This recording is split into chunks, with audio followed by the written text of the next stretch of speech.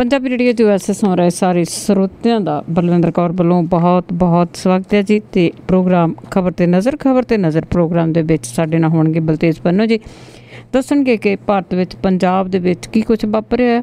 ਖਬਰਾਂ ਤੇ ਨਜ਼ਰ ਮਾਰਾਂਗੇ। ਖਬਰਾਂ ਤੋਂ ਪਹਿਲਾਂ ਧੰਨਵਾਦ ਕਰਨਾ ਚਾਹੁੰਦੇ ਸਾਡੇ ਸਪਾਂਸਰਸ ਜਿਨ੍ਹਾਂ ਨੇ ਇਸ ਪ੍ਰੋਗਰਾਮ ਨੂੰ ਸਪਾਂਸਰ ਕੀਤਾ, ਆਪ ਸਭ ਤੱਕ ਪਹੁੰਚਾਇਆ ਜੀ।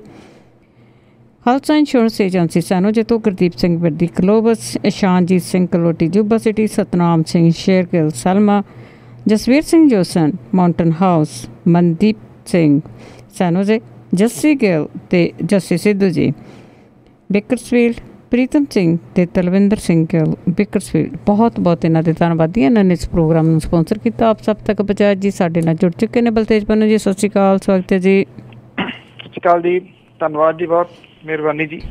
ਹਾਂਜੀ, ਸਭ ਤੋਂ ਪਹਿਲਾਂ ਆਪਾਂ ਗੱਲ ਕਰਦੇ ਹਾਂ ਕਿ ਜਿਹੜੀਆਂ ਸੁਰਖੀਆਂ ਬਣੀਆਂ ਸਾਰੀਆਂ ਅਖਬਾਰਾਂ ਦੀਆਂ ਕਿ ਭਾਰਤ ਅਤੇ ਪਾਕਿਸਤਾਨ ਦੇ ਵਿੱਚ ਸ਼ਬਦੀ ਜੰਗ ਤੇਜ਼।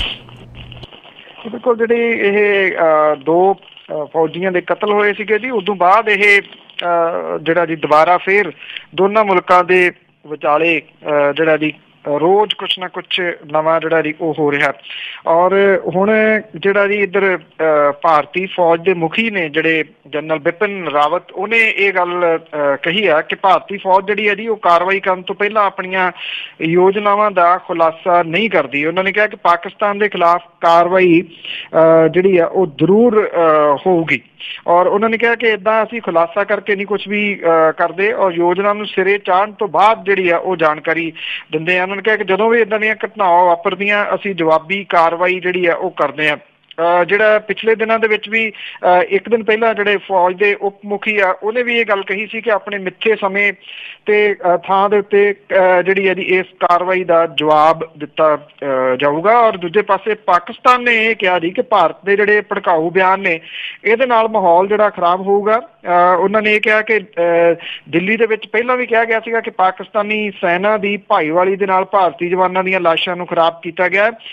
ਪਾਕਿਸਤਾਨੀ ਵਿਦੇਸ਼ ਵਿਭਾਗ ਨੇ ਦਾ ਜਿਹੜਾ ਨਫੀਸ ਜ਼ਕਰੀਆ, ਉਹਨਾਂ ਨੇ ਜਿਹੜੀ ਹੈ ਜੀ ਰੱਖਿਆ ਮੰਤਰੀ ਦੀ ਜਿਹੜੀ ਭਾਰਤ ਦੇ ਰੱਖਿਆ ਮੰਤਰੀ ਸੀ ਉਹਨਾਂ ਦੀ ਟਿੱਪਣੀ ਦੇ ਉੱਤੇ ਆਪਣਾ ਪ੍ਰਤੀਕਰਮ ਦਿੱਤਾ ਕਿ ਪਾਕਿਸਤਾਨ ਪਹਿਲਾਂ ਹੀ ਸਪਸ਼ਟ ਕਰ ਚੁੱਕਾ ਹੈ ਕਿ ਭਾਰਤੀ ਫੌਜੀਆਂ ਦੀਆਂ ਲਾਸ਼ਾਂ ਦੀ ਵੱਢ ਟੁੱਕ ਕੋਈ ਵੀ ਘਟਨਾ ਨਹੀਂ ਹੋਈ। ਔਰ ਪਾਕਿਸਤਾਨ ਨੇ ਇਹ ਕਿਹਾ ਕਿ ਦੋ ਭਾਰਤੀ ਜਵਾਨਾਂ ਦਾ ਸਿਰ ਵੱਢੇ ਜਾਣ ਤੋਂ ਪਿੱਛੋਂ 50 ਵਿਦਿਆਰਥੀਆਂ ਨੂੰ ਜਿਹੜਾ ਵਾਪਸ ਭੇਜ ਦਿੱਤਾ ਗਿਆ ਸਰਹੱਦ ਤੋਂ। ਇਸ ਮੁੱਦੇ ਨੂੰ ਉਹ ਭਾਰਤ ਦੇ ਸਾਹਮਣੇ ਜਿਹੜਾ ਜੀ ਉਹ ਚੁੱਕੂਗਾ। ਸੋ ਦੋਨਾਂ ਦੇ ਵਿਚਾਲੇ ਜਿਹੜੀ ਇਹ ਸ਼ਬਦਾਂ ਦੀ ਜੰਗ ਹੈ ਜੀ ਉਹ ਨਿਰੰਤਰ ਜਾਰੀ ਹੈ।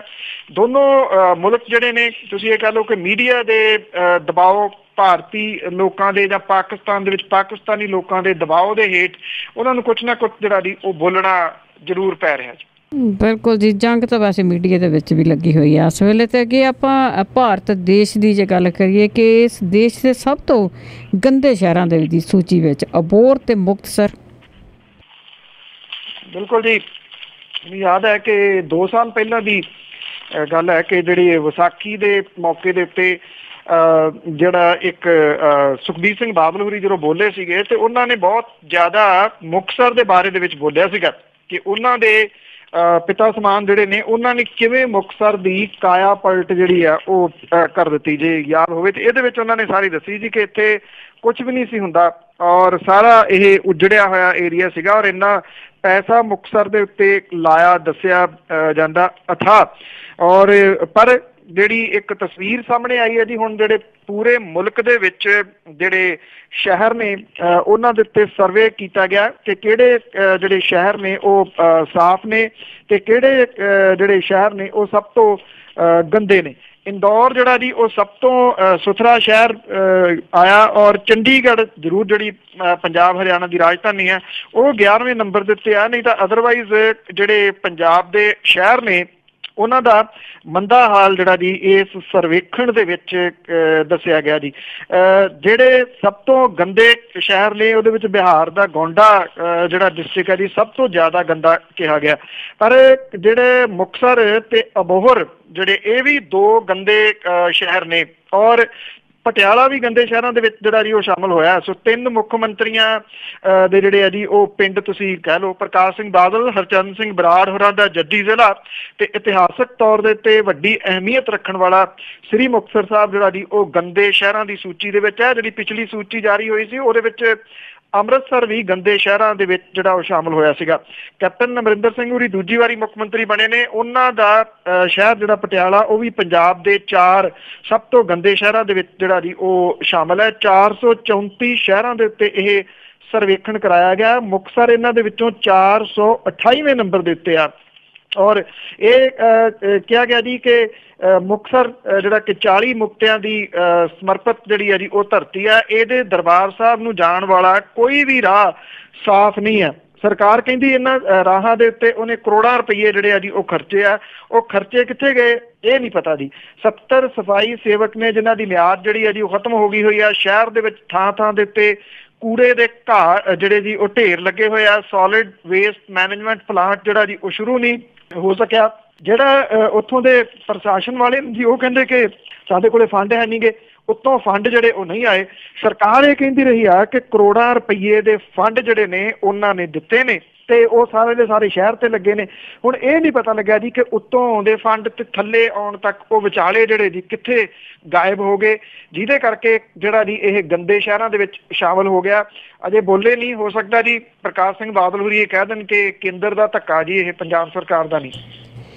ਕੇਂਦਰ ਦਾ ਧੱਕਾ, ਨਾਲੇ ਸਰਕਾਰ ਬਦਲ ਗਈ ਆ ਜੀ, ਪਤਾ ਨਹੀਂ ਇਹਨਾਂ ਨੇ ਕੀ ਕੀਤਾ, ਗਏ ਕਿੱਥੇ ਉਹ ਸਾਰਿਆਂ ਨੂੰ ਪਤਾ, ਪਰ ਫੋਲਣਾ ਜ਼ਰੂਰ ਚਾਹੀਦਾ ਕਿ ਉਹ ਇੰਨਾ ਪੈਸਾ ਗਿਆ ਕਿੱਥੇ ਆ। ਅਤੇ ਅੱਗੇ ਆਪਾਂ ਗੱਲ ਕਰਦੇ ਹਾਂ ਕਿ ਪੰਜਾਬ ਦੇ ਵਿੱਚ ਕਈ ਦਿਨਾਂ ਤੋਂ ਇਹ ਸੁਣ ਰਹੇ ਹਾਂ ਕਿਤੇ ਬੈਂਕਾਂ ਲੁੱਟੀਆਂ ਜਾ ਰਹੀਆਂ, ਕਿਤੇ ਦਿਨ ਦਿਹਾੜੇ ਡਾਕੇ ਪੈ ਰਹੇ ਆ, ਗੋਲੀਆਂ ਚੱਲ ਰਹੀਆਂ, ਗੈਂਗਸਟਰ ਆ ਜਾਂ ਇੱਕ ਦੂਜੇ ਦੀ ਜਿਹੜੀ ਮਾਰ ਕੁੱਟਿਆ, ਖੁਦਕਸ਼ੀਆਂ, ਇੰਨਾ ਕੁਛ ਹੋ ਰਿਹਾ। ਅਤੇ ਪੰਜਾਬ ਦੇ ਮੁੱਖ ਮੰਤਰੀ ਪੁਲਿਸ ਤੋਂ ਨਾ ਖੁਸ਼। ਬਿਲਕੁਲ ਜੀ, ਉਹਨਾਂ ਨੇ ਜਿਹੜੀ ਹੈ ਜੀ ਇੱਕ ਮੀਟਿੰਗ ਲਾਈ ਆ ਪੁਲਿਸ ਅਫਸਰਾਂ ਦੇ ਨਾਲ, ਹੁਣ ਸੀਨੀਅਰ ਪੁਲਿਸ ਅਫਸਰਾਂ ਦੇ ਨਾਲ, ਔਰ ਖਾਸ ਤੌਰ ਦੇ ਉੱਤੇ ਉਹਨਾਂ ਨੇ DGP ਨੂੰ ਜਿਹੜਾ ਜੀ ਉਹ ਸੱਦ ਕੇ ਤਿੱਖੇ ਸਵਾਲ ਜਿਹੜੇ ਆ ਉਹ ਕੀਤੇ ਆ ਕਿ ਸ਼ਰੇਆਮ ਡਕੈਤੀਆਂ ਜਿਹੜੀਆਂ ਉਹ ਕਿਵੇਂ ਹੋ ਰਹੀਆਂ ਨੇ। ਉਹਨਾਂ ਦੇ ਆਪਣੇ ਡਿਸਟ੍ਰਿਕਟ ਦੇ ਵਿੱਚ ਵੱਡੀ ਡਕੈਤੀ ਹੋਈ ਆ, 1 ਕਰੋੜ 33 ਲੱਖ ਰੁਪਏ ਦੀ, ਜ਼ਿਲ੍ਹਾ ਪਟਿਆਲਾ ਪੈਂਦਾ ਇਹ। ਔਰ ਜਿਹੜੀ ਦੂਜੀ ਬੋਤਲਾਂ ਦੇ ਵਿੱਚ ਹੋਈ ਆ, ਕਤਲ ਜਿਹੜੇ ਹੋ ਰਹੇ ਨੇ, ਇਹ ਸਾਰੀ ਕਾਰਗੁਜ਼ਾਰੀ ਦੇ ਉੱਤੇ ਉਹਨਾਂ ਨੇ ਪੁਲਿਸ ਦੇ ਉੱਤੇ ਸਵਾਲੀਆ ਚਿੰਨ੍ਹ ਜਿਹੜੇ ਆ ਜੀ ਉਹ ਲਾਏ ਆ। ਸੀਨੀਅਰ ਅਧਿਕਾਰੀਆਂ ਦੇ ਉੱਤੇ ਨਾਖੁਸ਼ੀ ਵੀ ਉਹਨਾਂ ਨੇ ਜਿਹੜੀ ਆ ਜੀ ਉਹ ਪ੍ਰਗਟ ਕੀਤੀ ਆ। ਜਿਹੜੇ DGP ਨੇ ਸੁਰੇਸ਼ ਅਰੋੜਾ, ਉਹਨਾਂ ਨੇ ਇਹ ਗੱਲ ਕਹੀ ਹੈ ਜੀ ਕਿ ਸਾਰੇ ਜਿਹੜੇ ਇਹ ਜਿੰਨੀਆਂ ਘਟਨਾਵਾਂ ਵਾਪਰੀਆਂ ਨੇ ਇਹ ਹੱਲ ਕਰ ਲਈਆਂ ਜਾਣਗੀਆਂ ਮਹੀਨੇ ਦੇ ਵਿੱਚ। ਔਰ ਇਹ ਪਤਾ ਲੱਗਿਆ ਜੀ ਕਿ ਕੈਪਟਨ ਅਮਰਿੰਦਰ ਸਿੰਘ ਹੋਰਾਂ ਨੇ ਪੁਲਿਸ ਨੂੰ ਇਹ ਪੁੱਛਿਆ ਕਿ ਪੁਲਿਸ ਨੂੰ ਫ੍ਰੀ ਹੈਂਡ ਦਿੱਤਾ ਹੈ ਔਰ ਇਹ ਕਿਹਾ ਹੋਇਆ ਕਿ ਉਹ ਆਪਣੇ ਤਰੀਕੇ ਦੇ ਨਾਲ ਕੰਮ ਕਰੇ, ਫਿਰ ਇਸ ਤਰ੍ਹਾਂ ਦੀਆਂ ਵਾਰਦਾਤਾਂ ਇੰਨੀਆਂ ਕਿਉਂ ਹੋ ਰਹੀਆਂ ਨੇ ਤੇ ਉਹਦੇ ਵਿੱਚ ਸ਼ਾਮਲ ਲੋਕ ਜਿਹੜੇ ਨੇ ਉਹ ਫੜੇ ਕਿਉਂ ਨਹੀਂ ਜਾ ਰਹੇ। ਜਿਹੜੇ ਸੀਨੀਅਰ ਆਫੀਸਰ ਨੇ ਉਹਨਾਂ ਨੇ ਕੈਪਟਨ ਅਮਰਿੰਦਰ ਸਿੰਘ ਹੋਰਾਂ ਨੇ ਕਿਹਾ ਕਿ ਹੇਠਲੇ ਲੈਵਲ ਦੇ ਉੱਤੇ ਅਜੇ ਵੀ ਜਿਹੜੀ ਸਿਆਸਤ ਦੀ ਦਖਲ ਅੰਦਾਜ਼ੀ ਆ ਉਹ ਕੰਮ ਜਿਹੜੀ ਹੈ ਜੀ ਉਹ ਨਹੀਂ ਕਰਨ ਦੇ ਰਹੀ ਪੁਲਿਸ ਨੂੰ ਖੁੱਲ੍ਹ ਕੇ। ਹੁਣ ਇਹ ਨਹੀਂ ਪਤਾ ਜੀ ਕਿ ਇਹਨਾਂ ਦੇ ਨਾਮ ਵੀ ਕੋਈ ਦੱਸੇ ਨੇ ਜਾਂ ਕਿਹੜੇ ਨੇ ਜਿਹੜੇ ਕੰਮ ਕਰਨ ਨਹੀਂ ਦੇ ਰਹੇ। ਕੈਪਟਨ ਅਮਰਿੰਦਰ ਸਿੰਘ ਹੋਰਾਂ ਨੇ ਇਹ ਕਿਹਾ ਜੀ ਕਿ DGP ਤੱਕ, ਸਿਪਾਹੀ ਤੋਂ ਲੈ ਕੇ DGP ਤੱਕ 80,000 ਤੋਂ ਜ਼ਿਆਦਾ ਜਿਹੜੀ ਆ ਉਹ ਗਿਣਤੀ ਪੁਲਿਸ ਵਾਲਿਆਂ ਦੀ ਆ। ਉਹਨਾਂ ਨੇ ਇਹ ਵੀ ਕਿਹਾ ਕਿ ਜਦੋਂ ਸਿਕਿਉਰਿਟੀ ਤੋਂ ਹਟਾ ਕੇ ਸਾਰੇ ਡਿਊਟੀਆਂ ਦੇ ਉੱਤੇ ਲਾਤੇ ਤੇ ਫਿਰ ਵੀ ਜਿਹੜੀ ਹੈ ਜੀ ਇਹ ਡਿਊਟੀ ਕਿਉਂ ਨਹੀਂ ਹੋ ਰਹੀ। ਖਾਸ ਤੌਰ ਦੇ ਉੱਤੇ ਜਿਹੜਾ ਇਹ ਫੋਨ ਸੀਗਾ ਜੀ 100 ਨੰਬਰ, ਇਹ ਨਾ ਚੱਲਣਾ, ਜਿਹੜਾ ਜਦੋਂ ਇਹ ਡਾਕਾ ਪੈ ਰਿਹਾ ਸੀਗਾ ਫੋਨ ਤਾਂ ਉਸੇ ਵੇਲੇ ਹੀ ਜਿਹੜੇ ਸਟੂਡੈਂਟਸ ਵਗੈਰਾ ਸੀ ਉੱਥੋਂ ਉਹਨਾਂ ਨੇ ਕਰਨਾ ਸ਼ੁਰੂ ਕਰਤੇ, ਪਰ ਇਹ ਕਿਸੇ ਨੇ ਫੋਨ ਚੁੱਕਿਆ ਹੀ ਨਹੀਂ 100 ਨੰਬਰ ਦੇ ਉੱਤੇ। ਸੋ ਇਹ ਸਾਰੀ ਵਿਵਸਥਾ ਜਿਹੜੀ ਤਹਿਸ ਨਹਿਸ ਹੋਈ ਪਈ ਆ, ਉਹਦੇ ਬਾਰੇ ਦੇ ਵਿੱਚ ਇਹ ਮੀਟਿੰਗ ਦੇ ਵਿੱਚੋਂ ਕਿੰਨੇ ਕੁ ਨਤੀਜੇ ਜਿਹੜੇ ਆ ਜੀ ਉਹ ਚੰਗੇ ਨਿਕਲਦੇ ਆ, ਇਹ ਆਉਣ ਵਾਲੇ ਦਿਨ ਦੱਸਣਗੇ। ਪਰ ਇੰਨਾ ਜ਼ਰੂਰ ਹੈ ਜੀ, ਲਾਅ ਐਂਡ ਆਰਡਰ ਦੀ ਸਥਿਤੀ ਜਿਹਦੀ ਆਪਾਂ ਗੱਲ ਰੋਜ਼ ਹੀ ਤਕਰੀਬਨ ਕਰਦੇ ਆ ਜੀ, ਉਹ ਇਸ ਵੇਲੇ ਬਹੁਤ ਸਾਰੇ ਸਵਾਲੀਆ ਚਿੰਨ੍ਹ ਜਿਹੜੇ ਆ ਜੀ ਉਹ ਖੜੇ ਕਰ ਰਹੀ ਆ ਪੁਲਿਸ ਦੀ ਕਾਰਗੁਜ਼ਾਰੀ ਦੇ ਉੱਤੇ ਖਾਸ ਤੌਰ। ਬਿਲਕੁਲ ਜੀ, ਪਿਛਲੇ 10 ਸਾਲਾਂ ਦੇ ਵਿੱਚ ਪੁਲਿਸ ਵੀ ਘੇਸਲ ਮਾਰਨਾ ਸਿੱਖ ਗਈ ਹੈ ਤੇ ਉਸੇ ਤਰ੍ਹਾਂ ਕੰਮ ਚੱਲ ਰਿਹਾ। ਅੱਗੇ ਆਪਾਂ ਨਾਮਧਾਰੀ ਸੰਪਰਦਾ ਦੇ ਬਾਰੇ ਦੇ ਵਿੱਚ ਜਥੇਦਾਰ ਅੱਜ ਮੀਟਿੰਗ ਕਰਨਗੇ। ਐਕਚੁਅਲੀ ਜੀ ਇਹ ਜਿਹੜੀ ਨਾਮਧਾਰੀਆਂ ਦੇ ਬਾਰੇ ਦੇ ਵਿੱਚ ਪਿਛਲੇ ਦਿਨਾਂ ਤੋਂ ਇੱਕ ਜਿਹੜੀ ਸ਼ਿਕਾਇਤ ਆਈ ਸੀਗੀ ਅਕਾਲ ਤਖਤ ਦੇ ਉੱਤੇ, ਔਰ ਇਹਦੇ ਵਿੱਚ ਜਿਹੜੀ ਇਹ ਇਕੱਤਰਤਾ ਅੱਜ ਹੋ ਰਹੀ ਆ, ਇਸ ਸ਼ਿਕਾਇਤ ਦੇ ਬਾਰੇ ਦੇ ਵਿੱਚ ਜਿਹੜੀ ਹੈ ਜੀ ਉਹ ਮੀਟਿੰਗ ਕੀਤੀ ਜਾਊਗੀ। ਨਾਮਧਾਰੀ ਸੰਪਰਦਾ ਦੇ ਵੱਲੋਂ ਅੰਮ੍ਰਿਤ ਸੰਚਾਰ ਵਿਧੀ ਦੀ ਉਲੰਘਣਾ ਸੰਬੰਧੀ ਜਿਹੜਾ ਦੀ ਚਰਚਾ ਕੀਤੀ ਜਾਊਗੀ। ਧਰਮ ਪ੍ਰਚਾਰ ਕਮੇਟੀ ਦੇ ਵੱਲੋਂ ਇਸ ਮਾਮਲੇ ਦੇ ਵਿੱਚ ਜਿਹੜੀ ਜਾਂਚ ਕੀਤੀ ਗਈ ਸੀ ਉਹ ਬੇਸਿੱਟਾ ਹੀ ਰਹੀ, ਜਿਹੜੀ ਉਹ ਕਹੀ ਜਾ ਰਹੀ ਆ। ਕਿਹਾ ਤਾਂ ਇਹ ਗਿਆ ਸੀਗਾ ਅਕਾਲ ਤਖਤ ਦੇ ਜਥੇਦਾਰ ਦੇ ਵੱਲੋਂ ਕਿ ਇਹਦੇ ਸੰਬੰਧੀ ਦੇਸ਼ ਵਿਦੇਸ਼ ਤੋਂ ਜਿਹੜੀ ਸਲਾਹ ਆ ਉਹ ਲਈ ਗਈ ਆ ਈਮੇਲ ਦੇ ਰਾਹੀਂ। ਹੁਣ ਪਤਾ ਨਹੀਂ ਲੋਕਾਂ ਦੀ ਜਿਹੜੀ ਸਲਾਹ ਆ ਉਹਨਾਂ ਨੇ ਦਿੱਤੀ ਆ ਜਾਂ ਨਹੀਂ, ਤੇ ਜੇ ਸਲਾਹ ਦਿੱਤੀ ਆ ਤੇ ਉਹਦਾ ਕੀ ਜਿਹੜਾ ਜੀ ਉਹ ਕੀਤਾ ਜਾਊਗਾ। ਐਕਚੁਅਲੀ ਹੋਇਆ ਕੀ ਹੈ ਕਿ ਜਿਹੜੀ ਨਾਮਧਾਰੀ ਸੰਪਰਦਾ ਉਹਦੇ ਵੱਲੋਂ 7 ਜਿਹੜੀਆਂ ਔਰਤਾਂ ਦੇ ਰਾਹੀਂ ਅੰਮ੍ਰਿਤ ਸੰਚਾਰ ਜਿਹੜਾ ਉਹ ਕਰਵਾਇਆ ਗਿਆ ਸੀਗਾ, ਔਰ ਇਹਨਾਂ ਔਰਤਾਂ ਨੇ ਪਹਿਲਾਂ ਹਵਨ ਦੇ ਵਿੱਚ ਸ਼ਮੂਲੀਅਤ ਕੀਤੀ, ਮਗਰੋਂ ਇਹਨਾਂ ਨੇ ਜਿਹੜਾ ਸੀਗਾ ਜੀ ਉਹ ਅੰਮ੍ਰਿਤ ਸੰਚਾਰ ਕੀਤਾ। ਇਹ ਸ਼ਿਕਾਇਤਾਂ ਜਿਹੜੀਆਂ ਸੀਗੀਆਂ ਜੀ ਇਹ ਲਿਖਤੀ ਰੂਪ ਦੇ ਵਿੱਚ ਅਕਾਲ ਤਖਤ ਦੇ ਉੱਤੇ ਪਹੁੰਚੀਆਂ ਸੀਗੀਆਂ। ਜਿਹੜੀ ਪਿਛਲੀ ਮੀਟਿੰਗ ਹੋਈ ਸੀਗੀ ਜਿਹਦੇ ਵਿੱਚ ਸਰਸੇ ਜਾਣ ਵਾਲਿਆਂ ਨੂੰ ਜਿਹੜੀ ਉਹ ਸਜ਼ਾ ਲਾਈ ਗਈ ਸੀ, ਉਦੋਂ ਵੀ ਇਹਦੇ ਉੱਤੇ ਗੱਲਬਾਤ ਹੋਈ ਸੀ, ਪਰ ਅੱਗੇ ਇਹ ਟਾਲ ਦਿੱਤੀ ਗਈ ਸੀਗੀ ਜੀ।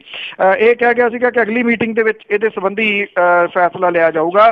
ਸਿੱਖ ਵਿਦਵਾਨਾਂ, ਬੁੱਧੀਜੀਵੀਆਂ, ਸਭਾ ਸੁਸਾਇਟੀਆਂ, ਜਥੇਬੰਦੀਆਂ ਦੀ ਜਿਹੜੀ ਮੀਟਿੰਗ ਹੈ ਉਹ ਸੱਦੀ ਗਈ ਆ, ਔਰ ਇਹਦੇ ਵਿੱਚ ਹੀ ਕੋਈ ਫੈਸਲਾ ਜਿਹੜਾ ਜੀ ਉਹ ਲਿਆ ਜਾਊਗਾ। ਵੈਸੇ ਕੋਈ ਬਹੁਤ ਵੱਡਾ ਫੈਸਲਾ ਆਉਣ ਦੇ ਆਸਾਰ ਜਿਹੜੇ ਆ ਜੀ ਉਹ ਹੈ ਨਹੀਂ ਗੇ। ਉਹਦਾ ਕਾਰਨ ਇਹ ਆ ਕਿ ਜਿਹੜੀ ਕਮੇਟੀ ਇੱਕ ਬਣਾਈ ਗਈ ਸੀ ਉਹ ਕੋਈ ਵੀ ਸਿੱਟਾ ਜਿਹੜਾ ਕੱਢ ਨਹੀਂ ਸਕੀ ਇਹਦੇ ਵਿੱਚੋਂ ਕਿ ਕੀ ਹੋਇਆ, ਕੀ ਗਲਤ ਹੋਇਆ ਜੀ। ਬਿਲਕੁਲ ਜੀ, ਲੱਗਦਾ ਵੀ ਨਹੀਂ ਕੁਛ ਨਿਕਲੂਗਾ। ਤੇ ਅੱਗੇ ਆਪਾਂ ਇੱਕ ਹੱਤਿਆ ਦੀ ਗੱਲ ਕੀਤੀ ਸੀਗੀ NRI ਦੀ, ਤੇ ਉਸ ਦੇ ਭਰਾਵਾਂ ਦੇ ਉੱਤੇ ਹੀ ਇਹ ਸ਼ੱਕ ਹੈ ਕਿ ਉਹਨਾਂ ਨੇ ਆਪਣੇ ਭਰਾ ਦੀ ਹੱਤਿਆ ਕੀਤੀ। ਦੇਖੋ ਜੀ, ਇਹ ਧੂਰਕੋਟ ਦੇ ਵਿੱਚ ਪੈਂਦਾ ਜੀ। ਐਕਚੁਅਲੀ ਜ਼ਮੀਨ ਨੂੰ ਲੈ ਕੇ ਇਹ ਸਾਰੇ ਜਿਹੜੇ ਦੋਸ਼ ਨੇ ਅਜੇ ਲਾਏ ਜਾ ਰਹੇ ਨੇ। ਪੁਲਿਸ ਨੇ ਅਜੇ ਜਿਹੜਾ ਜੀ ਇਹਨਾਂ ਨੂੰ ਨਾਮਜ਼ਦ ਕੀਤਾ। ਇਹਦੇ ਵਿੱਚ ਮੈਂ ਇਹ ਜ਼ਰੂਰ ਦੱਸ ਦਵਾਂ ਜੀ ਕਿ ਇਹ ਅਜੇ ਕਥਿਤ ਦੋਸ਼ੀ ਨੇ। ਜਿਹੜੇ ਇਹ ਕਿਹਾ ਗਿਆ ਕਿ ਇੱਥੇ ਜਿਹੜਾ 3 ਭਰਾਵਾਂ ਨੇ ਆਪਦੇ ਇੱਕ ਸਕੇ ਭਰਾ ਗੁਰਮੇਲ ਸਿੰਘ ਨੂੰ ਉਹਦੇ ਮੁੰਡੇ ਦੇ ਕਹਿਣ ਦੇ ਅਨੁਸਾਰ ਜਿਹੜਾ ਜੀ ਉਹ ਜ਼ਹਿਰ ਦੇ ਕੇ ਮਾਰ ਦਿੱਤਾ। ਗੁਰਮੇਲ ਸਿੰਘ ਦਾ ਜਿਹੜਾ ਮੁੰਡਾ ਪ੍ਰਭ ਸਿਮਰਨ ਸਿੰਘ ਤੇ ਉਹਦੀ ਨੂੰਹ ਜਿਹੜੀ ਆ ਜੀ ਉਹਨਾਂ ਨੇ ਇਹ ਦੋਸ਼ ਲਾਏ ਨੇ। ਥਾਣਾ ਜੋਧਾਂ ਦੇ ਵਿੱਚ ਜਿਹੜੇ ਆ ਜੀ ਇਹਨਾਂ ਦੇ ਬਿਆਨ ਰਿਕਾਰਡ ਕੀਤੇ ਗਏ ਆ ਕਿ ਇਹ ਜਿਹੜਾ ਮ੍ਰਿਤਕ ਸੀਗਾ ਗੁਰਮੇਲ ਸਿੰਘ, ਉਹਦੇ ਸਕੇ ਭਰਾ ਜਿਹੜੇ ਕੈਨੇਡਾ ਦੇ ਵਿੱਚ ਰਹਿੰਦੇ ਨੇ, ਰਜਿੰਦਰ ਸਿੰਘ ਹੈ, ਇਹਦੇ ਵਿੱਚ ਗੁਰਦੀਪ ਸਿੰਘ ਜਿਹੜਾ ਉਹ ਦੱਸਿਆ ਗਿਆ, ਜਗਦੇਵ ਸਿੰਘ ਆ। ਇਹ ਸਾਰੇ ਦੇ ਸਾਰੇ ਜਿਹੜੇ ਜੀ ਕੁਝ ਸਮਾਂ ਪਹਿਲਾਂ ਕੈਨੇਡਾ ਦੇ ਵਿੱਚ ਚਲੇ ਗਏ ਸੀਗੇ, ਔਰ ਇਹ ਕਿਹਾ ਗਿਆ ਜੀ ਕਿ ਉਹਨਾਂ ਦੀ ਜਿਹੜੀ ਜ਼ਮੀਨ ਸੀਗੀ ਉਹਨਾਂ ਦਾ ਪਿਓ ਵਾਹੁੰਦਾ ਸੀਗਾ। ਹੁਣ ਇਹਨਾਂ ਨੇ ਆ ਕੇ ਜਿਹੜੀ ਇਹਨਾਂ ਦੀ ਜੱਦੀ ਪੁਸ਼ਤੀ ਜ਼ਮੀਨ ਸੀਗੀ ਉਹਦੇ ਤੋਂ ਵਾਪਸ ਲੈਣ ਦੀ ਗੱਲ ਕਹੀ, ਤੇ ਇਹ ਕਿਹਾ ਕਿ ਉਹ ਕਿਸੇ ਹੋਰ ਨੂੰ ਜਿਹੜੇ ਜੀ ਇਹ ਠੇਕੇ ਤੇ ਦੇਣੀ ਚਾਹੁੰਦੇ ਆ, ਔਰ ਜਿਹਦੇ ਕਰਕੇ ਇਹ ਵਾਦ ਵਿਵਾਦ ਜਿਹੜਾ ਸੀਗਾ ਉਹ ਵੱਧ ਗਿਆ। ਉਹਦੇ ਉੱਤੇ ਜ਼ਮੀਨ ਛੱਡਣ ਲਈ ਦਬਾਅ ਗੁਰਮੇਲ ਸਿੰਘ ਦੇ ਉੱਤੇ ਪਾਇਆ ਗਿਆ। ਉਹਦੇ ਮੁੰਡੇ ਦੇ ਦੱਸਣ ਦੇ ਅਨੁਸਾਰ ਜਦੋਂ ਉਹ ਛੱਡਣ ਲਈ ਤਿਆਰ ਨਹੀਂ ਹੋਇਆ ਤਾਂ ਪ੍ਰਭ ਸਿਮਰਨ ਇਹ ਕਹਿੰਦਾ ਹੈ ਕਿ ਉਹਨੂੰ ਜ਼ਹਿਰ ਦੇ ਕੇ ਜਿਹੜਾ ਜੀ ਉਹ ਮਾਰ ਦਿੱਤਾ ਗਿਆ। ਉਹ ਇਹ ਵੀ ਕਹਿੰਦਾ ਹੈ ਕਿ ਹਿੱਸਾ ਠੇਕਾ ਉਹਦਾ ਜਿਹੜਾ ਪਿਓ ਸੀਗਾ ਉਹ ਦੂਜੇ ਭਰਾਵਾਂ ਨੂੰ ਦਿੰਦਾ ਸੀਗਾ। ਜੇ ਹਿੱਸਾ ਠੇਕਾ ਦਿੰਦਾ ਸੀਗਾ ਫਿਰ ਜਿਹੜੀ ਇਹਦੀ ਇਹ ਕਹਾਣੀ ਕਿੱਥੋਂ ਵਿਗੜੀ। ਇਸ ਕਰਕੇ ਥੋੜਾ ਜਿਹਾ ਜਿਹੜਾ ਜੀ ਇਹਦੇ ਵਿੱਚ ਕਹਾਣੀ 'ਚ ਕਿਤੇ ਨਾ ਕਿਤੇ ਇਹ ਜਿਹੜਾ ਲੱਗ ਰਿਹਾ ਕਿ ਟਵਿਸਟ ਹੈਗਾ, ਕਿਉਂਕਿ ਜਿਹੜੀ ਦੂਜੀ ਧਿਰ ਹੈ ਜਿਨ੍ਹਾਂ ਦੇ ਉੱਤੇ ਦੋਸ਼ ਲੱਗ ਰਹੇ ਆ ਉਹਨਾਂ ਦਾ ਇਹਦੇ ਵਿੱਚ ਅਜੇ ਕੋਈ ਪ੍ਰਤੀਕਰਮ ਜਿਹੜਾ ਉਹ ਨਹੀਂ ਆਇਆ। ਉਹਨਾਂ ਦਾ ਅਜੇ ਵਰਜ਼ਨ ਇਹਦੇ ਵਿੱਚ ਨਹੀਂ ਹੈਗਾ ਕਿ ਉਹ ਕੀ ਕਹਿੰਦੇ ਨੇ, ਕਿ ਕੀ ਉਹਨਾਂ ਨੂੰ ਇਹ ਫਸਾਉਣ ਦੇ ਕੋਈ ਚਾਲ ਹੈ ਜਾਂ ਕੋਈ ਹੋਰ ਹੈ। ਇਹ ਕਿਉਂਕਿ ਉਹਦੇ ਮੁੰਡੇ ਨੇ ਦੋਸ਼ ਲਾਏ ਨੇ ਕਿ ਉਹਦੇ ਪਿਓ ਨੂੰ ਉਹਦੇ ਚਾਚਿਆਂ ਨੇ ਜਿਹੜਾ ਜੀ ਉਹ ਜ਼ਹਿਰ ਦੇ ਕੇ ਮਾਰ ਦਿੱਤਾ। ਪੁਲਿਸ ਅਜੇ ਇਹਦੀ ਤਫਤੀਸ਼ ਕਰ ਰਹੀ ਹੈ ਸਭ ਕਾਸੇ ਦੀ ਜੀ। ਬਿਲਕੁਲ ਜੀ, ਸੁਣਿਆ ਤਾਂ ਉਲਟ ਸੀਗਾ ਕਿ ਜਿਹੜੇ NRI ਜਾਂਦੇ ਆ ਉਹ ਜ਼ਮੀਨਾਂ ਕਰਕੇ, ਮਾਮਲਿਆਂ ਕਰਕੇ ਉਹਨਾਂ ਨੂੰ ਅੜਾ ਦਿੱਤਾ ਜਾਂਦਾ, ਨਹਿਰਾਂ ਸਿੱਟ ਦਿੱਤਾ ਜਾਂਦਾ। ਪਰ ਆਹ ਇੱਕ ਜਿਹੜਾ ਨਵਾਂ ਟਵਿਸਟ ਹੈਗਾ। ਤੇ ਅੱਗੇ ਆਪਾਂ ਗੱਲ ਕਰਦੇ ਹਾਂ ਬਿਜਲੀ ਮਹਿਕਮੇ ਦੀ ਅਣਗਹਿਲੀ ਤੇ ਉਸੇ ਕਰਕੇ ਫਸਲਾਂ ਦੀ ਤਬਾਹੀ। ਹਰ ਸਾਲ ਜਿਹੜੀਆਂ ਤਾਰਾਂ ਨੇ, ਢਿੱਲੀਆਂ ਤਾਰਾਂ, ਉਹ ਜਿਹੜੀ ਫਸਲ ਆ ਜੀ ਇਹਨੂੰ ਸਾੜਦੀਆਂ ਨੇ, ਤਬਾਹ ਕਰਦੀਆਂ ਨੇ। ਔਰ ਇਸ ਸੀਜ਼ਨ ਦੇ ਵਿੱਚ ਵੀ ਸੈਂਕੜੇ ਕਿਸਾਨ ਨੇ ਜੀ ਜਿਨ੍ਹਾਂ ਦੀ ਫਸਲ ਸੜ ਕੇ ਸੁਆਹ ਹੋਈ ਹੈ। 15-16 ਦੇ ਦੌਰਾਨ ਬਿਜਲੀ ਦੇ ਬ੍ਰੇਕਡਾਊਨ ਹੋਣ ਤੇ ਟ੍ਰਿਪ ਕਰਨ ਤੇ 2,09,000 ਕੇਸ ਸਾਹਮਣੇ ਆਏ ਸੀਗੇ। ਇਸ ਵਾਰ ਇਹ ਅੰਕੜਾ 2,45,000 ਤੋਂ ਟੱਪ ਗਿਆ। ਪਾਵਰਕਾਮ ਜਿਹੜਾ ਜੀ ਉਹ ਬਿਜਲੀ ਸੁਧਾਰਾਂ ਲਈ ਡਟਿਆ ਤਾਂ ਰਿਹਾ। ਟਰਾਂਸਫਾਰਮਰ ਤੇ ਤਾਰਾਂ ਬਦਲਣ ਦਾ ਕੰਮ ਵੀ ਕੀਤਾ ਗਿਆ, ਪਰ ਅਦਾਰੇ ਨੇ ਬਿਜਲੀ ਦੀ ਵੋਲਟੇਜ ਨੂੰ ਕੰਟਰੋਲ ਕਰਨ ਵਾਲੇ ਜਿਹੜੇ ਯੰਤਰ ਨੇ ਉਹਨਾਂ ਵੱਲ ਕੋਈ ਧਿਆਨ ਨਹੀਂ ਦਿੱਤਾ। ਪੰਜਾਬ ਦੇ ਵਿੱਚ 150 ਤੋਂ ਲੈ ਕੇ 160 ਦੇ ਕਰੀਬ 132 kV ਤੇ 220 kV ਦੇ ਸਬ ਸਟੇਸ਼ਨ ਨੇ। ਇਹਨਾਂ ਸਾਰਿਆਂ ਨੂੰ ਅਪਗ੍ਰੇਡ ਕਰਕੇ 220 ਤੇ 440 kV ਕੀਤਾ ਜਿਹੜਾ ਜੀ ਉਹ ਜਾਣਾ। ਇਹ ਦੱਸਿਆ ਗਿਆ ਜੀ ਕਿ ਕਣਕ ਨੂੰ ਅੱਗ ਲੱਗਣ ਦੇ ਜ਼ਿਆਦਾ ਜਿਹੜੇ ਕਾਰਨ ਨੇ ਉਹਦੇ ਵਿੱਚ ਬਿਜਲੀ ਦੀਆਂ ਢਿੱਲੀਆਂ ਤਾਰਾਂ ਤੇ ਮਾੜਾ ਜਿਹੜਾ ਜੀ ਯੰਤਰ ਵਰਤਣੇ ਇੱਕ ਪ੍ਰਮੁੱਖ ਕਾਰਨ ਹੈ ਜੀ। ਢਿੱਲੀਆਂ ਤਾਰਾਂ ਦੀ ਸਪਾਰਕਿੰਗ ਦੇ ਨਾਲ ਸੁੱਕੀ ਕਣਕ ਦੇ ਉੱਤੇ ਜਦੋਂ ਇੱਕ ਚੰਗਿਆੜੀ ਡਿੱਗਦੀ ਆ ਤੇ ਫਿਰ ਇਹਦੇ ਨਾਲ ਜਿਹੜੀ ਹੈ ਜੀ ਉਹ ਅੱਗ ਲੱਗ ਜਾਂਦੀ ਆ। ਜਿਹੜੇ ਅਫਸਰ ਨੇ ਉਹ ਕਹਿੰਦੇ ਨੇ ਕਿ ਢਿੱਲੀਆਂ ਤਾਰਾਂ ਦੇ ਵਾਸਤੇ ਕਿਸਾਨ ਜ਼ਿੰਮੇਵਾਰ ਨੇ। ਉਹ ਕਹਿੰਦੇ ਅਸੀਂ ਜਿਹੜੀਆਂ ਖੰਭਿਆਂ ਨੂੰ ਖਿੱਚਾਂ ਲਾਉਂਦੇ ਆ ਇਹ ਪੱਟ ਦਿੰਦੇ ਆ। ਜੇ ਇੱਕ ਖਿੱਚ ਪੱਟੀ ਗਈ ਤਾਂ ਉਹਦਾ ਪੂਰੀ ਦੀ ਪੂਰੀ ਲਾਈਨ ਦੇ ਉੱਤੇ ਜਿਹੜਾ ਜੀ ਉਹ ਅਸਰ ਪੈਂਦਾ। ਉਹ ਇਹ ਵੀ ਕਹਿੰਦੇ ਕਿ ਪਾਵਰਕਾਮ ਦੀ ਗਲਤੀ ਦੇ ਨਾਲ ਜੇ ਅੱਗ ਲੱਗੀ ਹੈ ਤਾਂ 8,000 ਰੁਪਏ ਪ੍ਰਤੀ ਏਕੜ ਦੇ ਹਿਸਾਬ ਦੇ ਨਾਲ ਮੁਆਵਜ਼ਾ ਦਿੱਤਾ ਜਾ ਰਿਹਾ। ਉਹਨਾਂ ਨੇ ਕਿਹਾ ਕਿ ਕਣਕ ਨੂੰ ਅੱਗ ਨਾ ਲੱਗੇ ਇਹਦੇ ਵਾਸਤੇ 15 ਦਿਨ ਬਿਜਲੀ ਜਿਹੜੀ ਹੈ ਜੀ ਉਹ ਨਹੀਂ ਛੱਡੀ ਗਈ।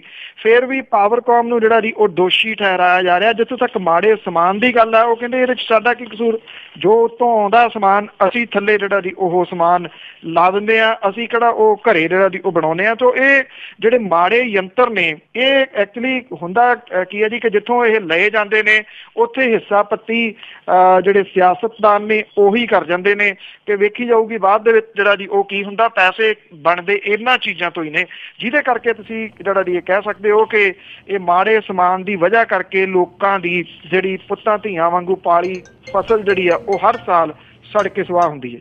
ਜੀ ਬਿਲਕੁਲ। ਇਹ ਵੀ ਦੇਖ ਲਓ ਕਿ ਇਹ ਕਣਕ ਦੇ ਵੇਲੇ ਹੀ ਇਸ ਤਰ੍ਹਾਂ ਦਾ ਜਿਹੜਾ ਕੰਮ ਆ ਉਹ ਬਹੁਤ ਜ਼ਿਆਦਾ ਹੁੰਦਾ ਆ।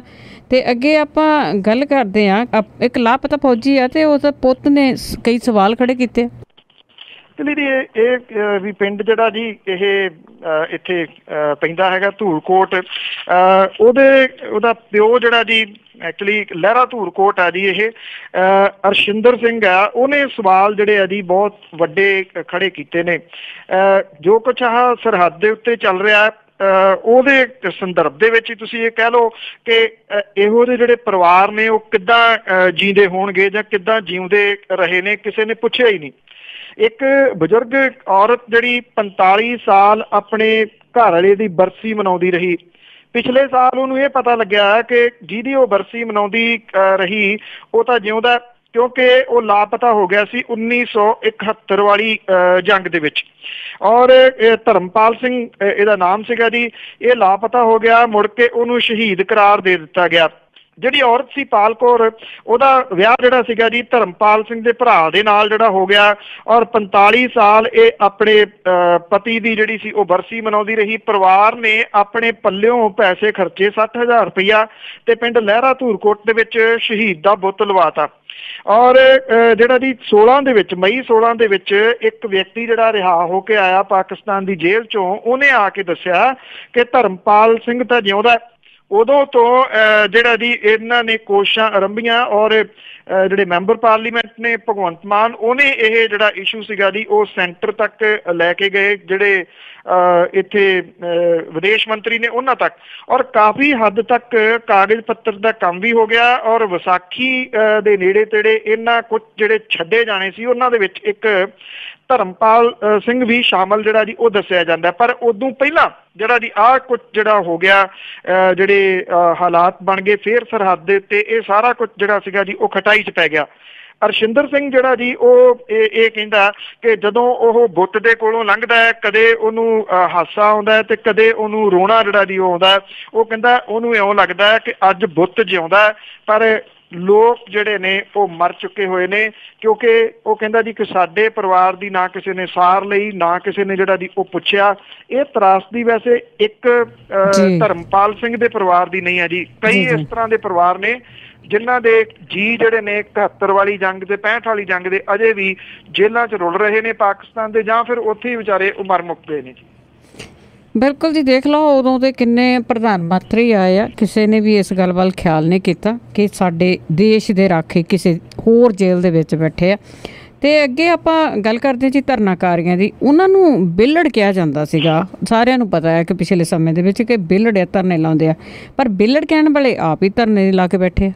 ਐਕਚੁਅਲੀ ਜੀ ਵਿਹਲੜ ਕਿਹਾ ਉਦੋਂ ਗਿਆ ਸੀਗਾ ਜਦੋਂ ਗੁਰੂ ਗ੍ਰੰਥ ਸਾਹਿਬ ਦੀ ਬੇਅਦਬੀ ਜਿਹੜੀ ਇਹਦੀ ਉਹ ਹੋਈ ਹੈ, ਤੇ ਜਿਹੜੇ ਲੋਕਾਂ ਨੇ ਉਦੋਂ ਇਸ ਬੇਅਦਬੀ ਦੇ ਰੋਸ ਦੇ ਵਿੱਚ ਧਰਨੇ ਲਾਏ ਸੀ, ਤੇ ਉਦੋਂ ਡਿਪਟੀ ਮੁੱਖ ਮੰਤਰੀ ਹੁੰਦੇ ਸਨ ਸੁਖਬੀਰ ਸਿੰਘ ਬਾਦਲ ਹੋਰੀ, ਉਹਨਾਂ ਨੇ ਇਹ ਕਿਹਾ ਸੀਗਾ ਜਿਨ੍ਹਾਂ ਲੋਕਾਂ ਨੂੰ ਘਰੇ ਕੋਈ ਨਹੀਂ ਪੁੱਛਦਾ, ਵਿਹਲੜ ਜਿਹੜੇ ਨੇ ਉਹ ਧਰਨਿਆਂ ਦੇ ਉੱਤੇ ਜਿਹੜਾ ਜੀ ਉਹ ਚਲੇ ਜਾਂਦੇ ਨੇ। ਔਰ ਕੱਲ ਜਿਹੜਾ ਧਰਨਾ ਲੱਗਿਆ ਹੈ ਜੀ ਫਿਰੋਜ਼ਪੁਰ ਦੇ ਵਿੱਚ, ਉਹਦੇ ਵਿੱਚ ਆਪ ਸ਼ਮੂਲੀਅਤ ਜਿਹੜੀ ਜੀ ਉਹ ਕੀਤੀ ਸੁਖਬੀਰ ਸਿੰਘ ਬਾਦਲ ਹੋਰਾਂ ਨੇ। ਸ਼ਾਇਦ ਉਹਨਾਂ ਨੂੰ ਹੁਣ ਸਮਝ ਲੱਗੀ ਕਿ ਇਹ ਧਰਨੇ ਕਿਉਂ ਲਾਏ ਜਾਂਦੇ ਨੇ, ਤੇ ਨਾ ਤਾਂ ਇਹ ਵਿਹਲੜ ਹੁੰਦੇ ਨੇ, ਨਾ ਘਰੋਂ ਕੱਢੇ ਹੋਏ ਜਿਹੜਾ ਜੀ ਉਹ ਲੋਕ ਹੁੰਦੇ ਨੇ।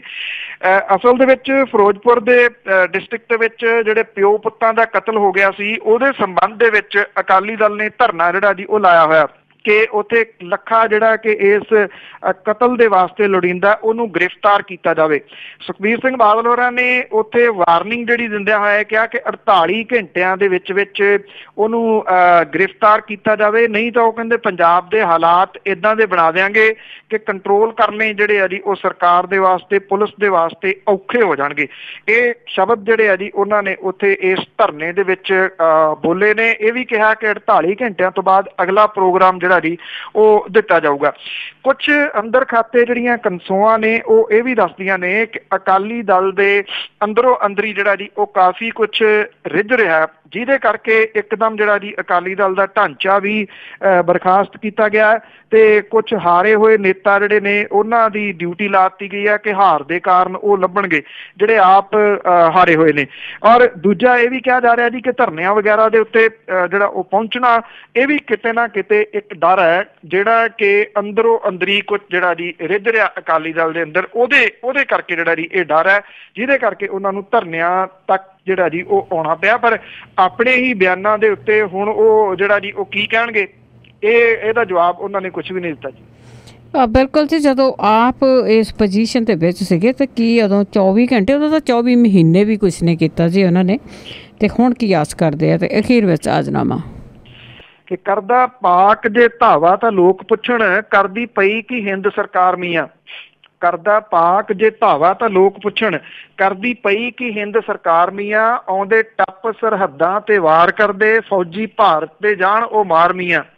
ਕਰਕੇ ਧਾਵਾ ਤੇ ਸੁੱਕਿਆ ਪਰਤ ਜਾਂਦੇ, ਲੱਗੀ ਹੋਈ ਨਹੀਂ ਰੋਕਦੀ ਤਾਰ ਮੀਆਂ। ਕਰੀਏ ਅਸੀਂ ਇਤਰਾਜ਼ ਤਾਂ ਰੱਦ ਕਰਦੇ, ਉਲਟਾ ਹੁੰਦੇ ਆ ਖੱਜਲ ਖੁਆਰ ਮੀਆਂ।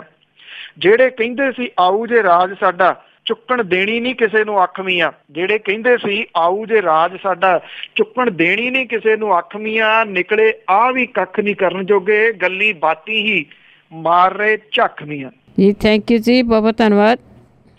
ਮਿਹਰਬਾਨੀ ਜੀ, ਧੰਨਵਾਦ ਜੀ, ਸਤਿ ਸ਼੍ਰੀ ਅਕਾਲ ਜੀ। ਸਰੋਤੇ ਸਨ ਬਲਤੇਜ ਪੰਨੂ ਜੋ ਸਾਡੇ ਨਾਲ ਜੁੜਦੇ ਨੇ, ਕਰਦੇ ਨੇ ਖਬਰਾਂ ਇਸੇ ਦੇ ਨਾਲ। ਖਬਰਾਂ ਦਾ ਬੁਲਟਨ ਇੱਥੇ ਹੀ ਸਮਾਪਤ। ਅਗਲੇ ਬੁਲਟਨ ਤੱਕ ਬਲਵਿੰਦਰ ਕੌਰ ਵੱਲੋਂ ਆਪ ਸਭ ਨੂੰ ਹੀ ਪਿਆਰ ਭਰੀ ਸਤਿ ਸ਼੍ਰੀ ਅਕਾਲ।